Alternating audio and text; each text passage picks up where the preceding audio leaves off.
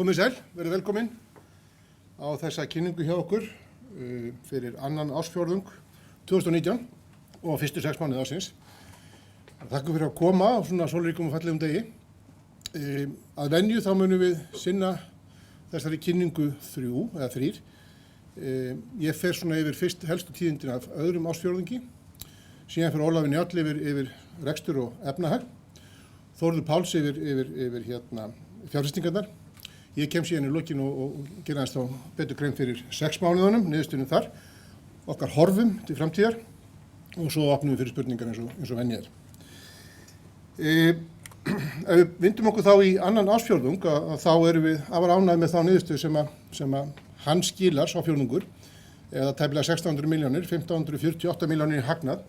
Og það sem eiginlega enn ánægilegra á sama skapi eins og fyrir fyrsta fjórðung, hversu vel vátryggingastarfsemin er að skila. Hún er að skila þarna 578 milljónum og fjárfestingarstarfsemin upp á tæplega 1200 milljónir. Afar ánægilegt. Samsett hlutfall hjá okkur þá núna fyrir annan ársfjórðung er 94,5%. Í samanburði við 105,2% samsett hlutfall á sama fjórðungi í fyrra. Það er ósanngjarnt samanburður, getum við sagt, að því leyti til að það var afar tjónaþungur mánuður í fyrra, annan ársfjórðungur, þar sem að 2 stór brunatjón féllu til á þeim fjórðungi.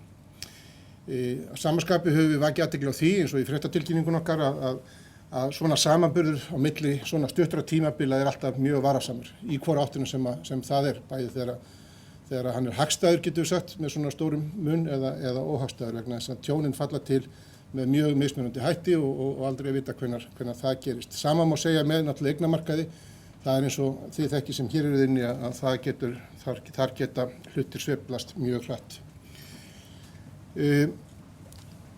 Það er líka ánægilegt að þessi þróun okkar á vátryggingamarkaði, hún er að eiga sér stað í öllum stærstu tryggingaflokkunum og þar höfum við verið að vinna markvisst að því að ná betri niðurstöðum.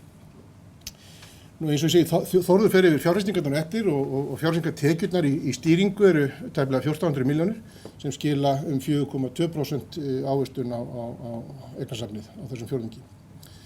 Og afkoman er góð bæði af hlutabréfum og skuldabréfum. Nú iðgjaldavöxturinn á milli þessara fjórðunga er 17% sem er afar ánægilegt og það sem er ekki síður ánægilegt að sá vöxtur á sér stað bæði á fyrirtækjamarkaði og einstaklingsmarkaði.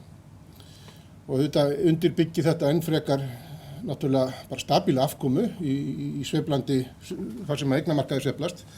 Og ég nefndi það síðast þegar við gerðum upp að okkar afstæð er mjög skýr í því að við verðum og eigum að skila eigundum okkar jákvæðri niðurstöðu í okkar grunnstarfsemi. Að þessu sögðu ætla ég að hleypa Ólafur Njáll.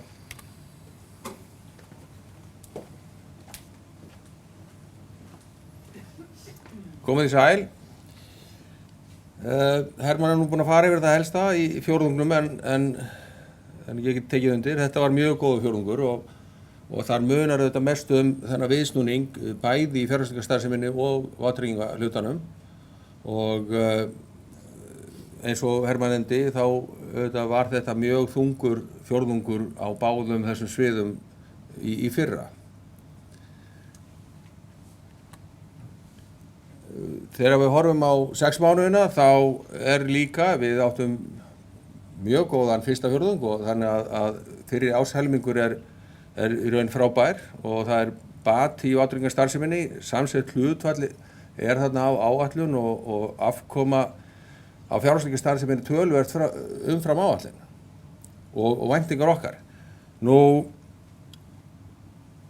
þarna sjáum við gjaldþrotshlutfallið upp í 1,54, við förum betur yfir það síðar, en horfandi síðan á reksturinn svona í meiri detail, að þá sjáum við það að þessi vöxtur iðgjalda hefur verið heilbrigður og rekstrakostnaðurinn sem dæmið þarna er nokkurn veginn sá sami og árið fyrra og hækka lítillega fyrir þessa 6 mánuði. Þessi mikli iðgjaldsvöxtur lækkar hjá okkur þá kostnaðarhlutfallið og hjálpar okkur mikið þar Þarna sjáum við líka hvernig tjónahlutfallið að breytast og tjónahlutfall tímabilsins að lækka eins og við nefndum, þá var þetta vondur tími í fyrra. En ég fór aðeins yfir það á síðasta uppgjörsfundi varðandi matsþróun eldri ára sem að langmestu leyti tilkomin, þessi 4% þarna fyrir 6 mánuðina, langmestu leyti tilkomin vegna vaxtalækkunar í landinu og þá aukningu sem að núvirðingin breytir í skuldinni. Og að því tekið með inn í samsettarhlutfallið þá sjáum við að við erum í raun á betri stað en við ætluðum. Þannig að þetta getur ekki verið annað en mjög gott signal framtíðina. Við sjáum líka þessa miklu breytingu í endurtryggingarhlutfallinu og það var auðvitað vegna þess hversu endurtryggjendur tóku þátt í þessum tjónum okkar í fyrra sem þeir ekki gera nú.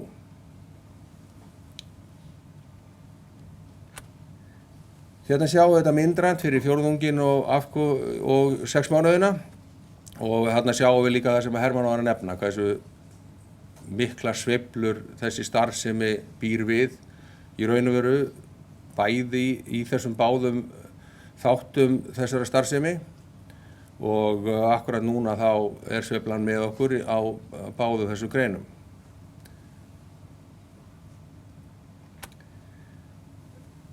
Nú horfandi á efnahaginn, að efnahagurinn auðvitað, efnahagsreikningurinn að stækka og aukin starfsemi auðvitað stækkar efnahagsreikninginn og auk þess sem að hagnaðurinn, hann kemur þarna með og ýtir undir það. Annað í reikningnum auðvitað stærstu liðirnir sem að stækka verðbréfin og auðvitað kemur eigið féð og síðan vátryggingarskuldin og þá bæði tjónahluti hans og iðgjaldahluti. Síðan svona aðri liður bara inn í árstíðasveiflu eins og viðskiptakröfur og iðgjaldaskuldin. Svo horfum við hérna á gjaldþolið og gjaldþolskröfuna og hérna sjáum við hvernig gjaldþolið breytist hagnaðinn og síðan að kaup á eigin bréfum kemur þar til lækkunar. Þess má geta þá að sú áætlun að þessi fyrsti hluti áætlunar, honum lokið núna en í gjaldþolskröfunni, ef við horfum á breytinguna þar, þá sjáum við vel hvernig vátryggingaráhættan aukast og það auðvitað bara vegna þess að tekjuauka sem við höfum verið að ná og síðan aðrar áhættur sem að breytast í raun og veru lítið og Þórður mun eitthvað fara yfir það hvernig við höfum aðeins breytt eignasafninu til þess að mæta í raun og veru því að gjaldþolskrafan sé ekki aukast meira en hún gerir. Og þá komið að Þórði.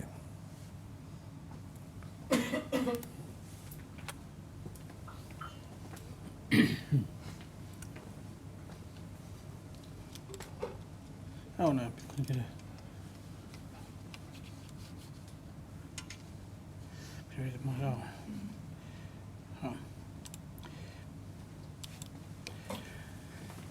Já, góðan daginn.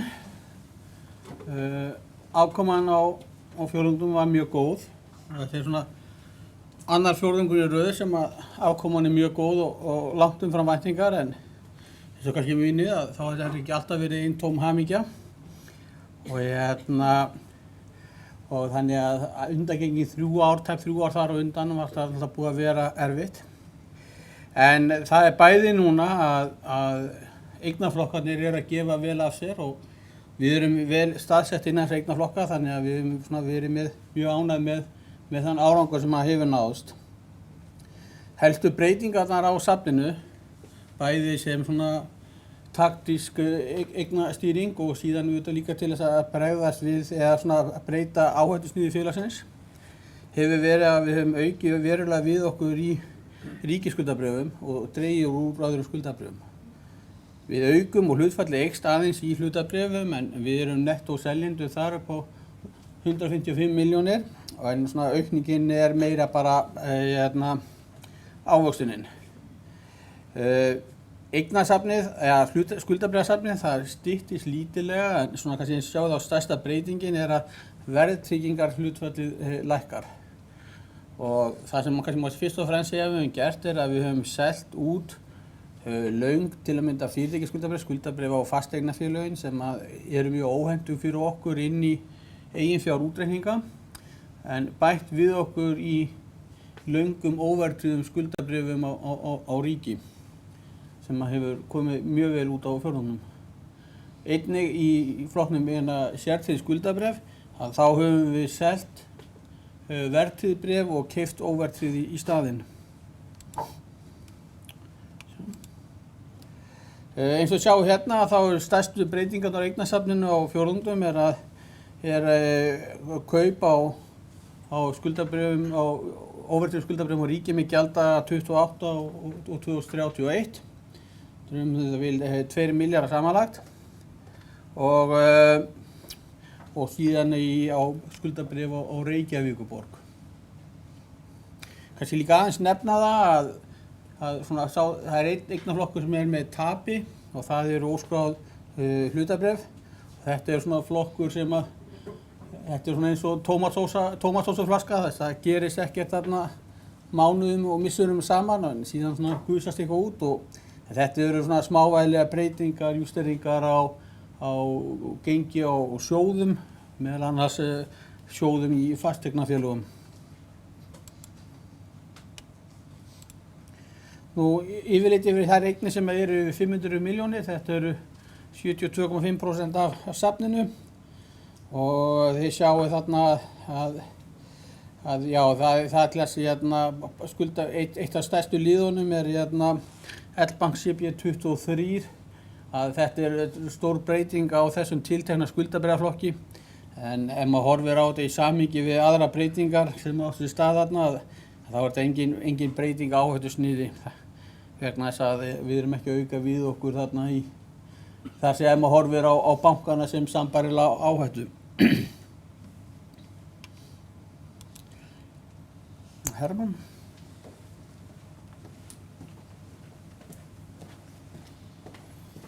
Já, svona til gamans þá höfum við birt þessa glæðru nokkrum sinnum held ég. Þetta nú fyrst og fremst bara til að sýna það sem hefur komið fram í máli okkar allra, svona þessar miklu sveiflur sem eiga sér stað. En þetta ekki síður mynd sem sýnir ágætlega þá niðurstöðuna fyrir vátryggingareksturinn, þar sem við höfum sagt og mér telst til að þetta sé einhverju 13 fjórðungar í röð sem við erum réttu megin og í sjálfum sér 1 fjórðungur þarna af einhverjum 17 sem lítilega fyrir neðan og við þreytumst seint á að segja að þetta er grunnurinn okkar, þarna þurfum við að standa okkur ef rekstur almennt á að vera í lagi hjá okkur og við erum mjög ánægð með það svona undanfarið, hvernig til hefur tekist þar. Svo rétt til að bara draga þetta saman áður en við opnum fyrir spurningar. Hagnaðurinn þá fyrir fyrstu 6 mánuði ársins eru 2,6 milljarðar og þarna eins og sést að 1/3 af því er þá vátryggingastarfsemin og hagnaðurinn af fjárfestingarstarfsemin upp á tæpa 2 milljarða. Samsett hlutfall er upp á 96,2%, samanborið við 101,3% og aftur hafandi í huga erfiða mánuði sem þar voru í byrjun árs 2018. Ég sagði ykkur frá því í upphafi að við höfum verið í markvissum aðgerðum til að vinna á vátryggingarekstrinum og meðal annars höfum við verið að vinna mjög þétt með svona þeim sem við getum talið að séu í áhætturekstri og talandi þá bruna sem hafa átt í stað og við erum búin að vera massíft í heimsóknum hjá okkar í vígstöðunum og fara yfir brunavarnir og ástand eigna þar og okkur satt best að segja hefur verið ákaflega vel tekið þar. Það er samtal sem skiptir okkur miklu máli og ekki síður kúnnana því að á endanum er þetta alltaf jafn sorglegt þegar tjón af þessu tagi eiga sér stað og einhvern veginn enginn kemur vel út því. Og þessi vöxtur hefur líka verið heilbrigður, það er að segja þessi vöxtur sem eins og Ólafur Njáll lýsti áðan, þessi vöxtur svona undanfarna fjórðunga hefur verið þannig og við höfum alltaf líka lagt áherslu á það að þessi vöxtur það er gott bil á milli getum við sagt vaxtar á eigin iðgjöldum og síðan vöxt eigin tjóna. Þannig að gapið þar er gott og það er það sem skiptir líka miklu máli. Og það er það sem við erum að segja líka áherslan okkar á vöxt ekki á kostnað arðsemi.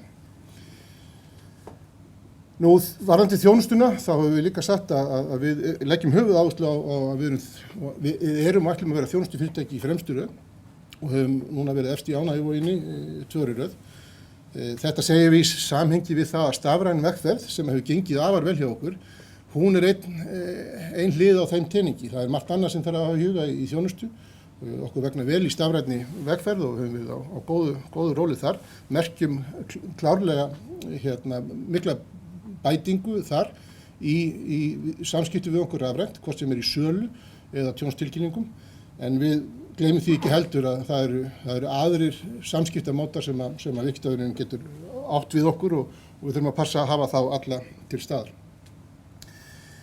Nú við höfum uppfært horfurnar frá því síðast og reyndar erum við með óbreyttar horfur í samsettu hlutfalli sem er þá 95%, bæði þar að segja fyrir árið, við gerum ráð fyrir því að árið endi í 95% og hort til næstu 12 mánaða erum við líka að gera ráð fyrir því að samsettu hlutfalli verði 95%.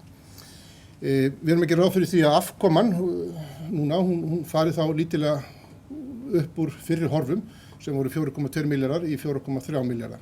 Þar að segja í enda árs. En varðandi þá 12 mánuðina litið fram á við, þá byrjum við á því í upphafi árs að þá voru horfurnar okkar 3,3 milljarðar. Við breyttum þeim síðast á fyrsta fjórðungi í 3,8 milljarða en erum núna að uppfæra það þannig að við gerum ráð fyrir 3 milljörðum þar. Og þetta helgast fyrst og fremst af því á hvaða hól við stöndum hverju sinni þegar við metum þessa stöðu. Og þannig var þegar við mátum stöðuna með 3,8 milljarða að þá voru fyrsti fjórðungur liðin og 2 mánuðir til viðbótar og ávöxtun afar góð getur sagt á eignamörkuðum þar. Síðan er það náttúrulega lið og við þekkjum líka að það eru vaxtabreytingar sem átt sér stað og vaxtalækkanir. Þannig að við gerum ráð fyrir því svona hafandi þá í huga það sem liðið er af þessum fjórðungi þá er að gera ráð fyrir því að 12 mánuðirnir næstu verði og skili 3 milljörðum. En notabenni þarna er samt haft þá í huga að við höfum haldið þeim horfum okkar óbreyttum alveg frá því byrjun árs að við erum að gera ráð fyrir því að samsettu hlutfallið eða reksturinn okkar sé í 95% samsettu hlutfalli fyrir bæði árið og næstu 12 mánuði. Að þessu sögðu þá vil ég fá félaga mína upp og við opnum fyrir spurningar. Það er mikrofón sem haft er að tala í og endilega. Bara ljúft og skylt að byrja. Stefán Broddi heiti ég, kemur greining til Darjanbóka. Okay. Og til að byrja með, mér langaði að spyrja út í hennar mikla vöxt, 17% vöxtur, það er nú ekki mörg fyrirtæki á Íslandi að vaxa 17%. Ég er bara að hugsa hvernig hann er tilkominn og vegna þess hversu mikill þessi vöxtur er hann auðveldlega svona viðráðanlegur eða mun þessi miklu vöxtur komi í baki á okkur á næstu árum. Svo varandi kannski eignamarkaðina, mér kannski til þess að fá sjónarmið ykkar á hvernig þið sjáuð eignamarkaðina á svona á komandi misserum og kannski ekki síst í ljósi þess að eins og Þórður fór yfir þegar að auka eign ykkar í ríkisskuldabréfum og kostnað fyrirtækjaskuldabréfa, hvort það til dæmis ykkar sýna að það spredd komið til að aukast þarna á milli á komandi misserum.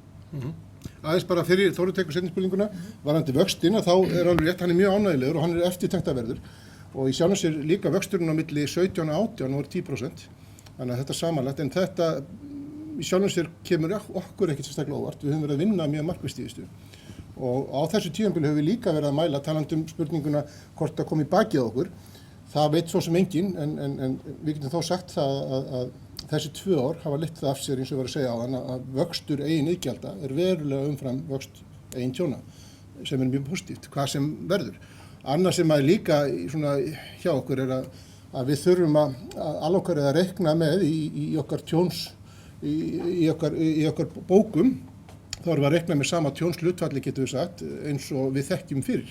Þannig að við erum að taka til hliðar sem því nemur til viðbótar. Og svo kannski þriðalagi finnst mér mjög áhugavert að þetta er ekkert síður einstaklismegin heldur en fyrirtækjamegin. Fyrirtækjamegin getur þetta vikta sem svona stóri hlunkar getur við sagt eða verulega fjárhæðir. En þetta eru bæði mörg fyrirtæki og mikið einstaklingum. Varðandi fyrirtækjaskuldabréfamarkaðinn, þá kannski höfum við verið að minnka það, ég sagði sko þetta er ekki síður ákvörðun til að minnka vegna þess að það bara hentar vel inn í okkar SR hlutfall þetta er hlutur sem að tryggingafélög hafa að reyka sig á bæði hér og erlendis að tryggingafélög sem hafa gjarnan verið komið að kannski áhættusamari skuldabrifum að þeim er refsað mjög mikið fyrir það núna. Þannig að víðast hvar hafa þau farið meira yfir ríkisskuldabrif og sértryggð skuldabrif. Hvort að þetta verði framtíðin, ég vona það svo sannarlega ekki vegna þess að svona, það er ýmist teikn á lofti að skuldabrifamarkaðurinn þyrfti að geta tekið meira við af bönkunum en svona, það virðist vera yfirlýst stefna hjá bönkum að draga frekar saman seglin heldur en hitt en hins vegar núna þú veist að menn er búin að tala þetta í 10 ára að reyna að byggja upp virkan skuldabrifamarkað á Íslandi og það er ekki tekist og því miður að þá held ég að það þurfi fleiri en okkur til þess að lyfta því grettistaki. Fleiri spurningar? Ég fæ bara skuldlega þetta einnig að hérna, var eitthvað svona stórt tjón eða var tjón sem að þið myndu kalla stórt tjón sem fjall á okkur á fjórðungnum eða er eitthvað slíkt á? Já, það er spurt hvort það hefur verið stórt tjón sem að ekkert stórt tjón sem ég man eftir sem að þetta sem hitti já. Það er eitt sem að svona sló í það að verða í þeirri skilgreiningu, já. Að það hitti endurtryggingarsamninga eða líkur á því bilinu. Já. Og hafandi í huga þá það og í sjálfum sér eins og þessa vaxta lækkanir sem að hafa áhrif þarna líka þá er ekki síður ánægilegt að niðurstaðan sé þó þessi sko.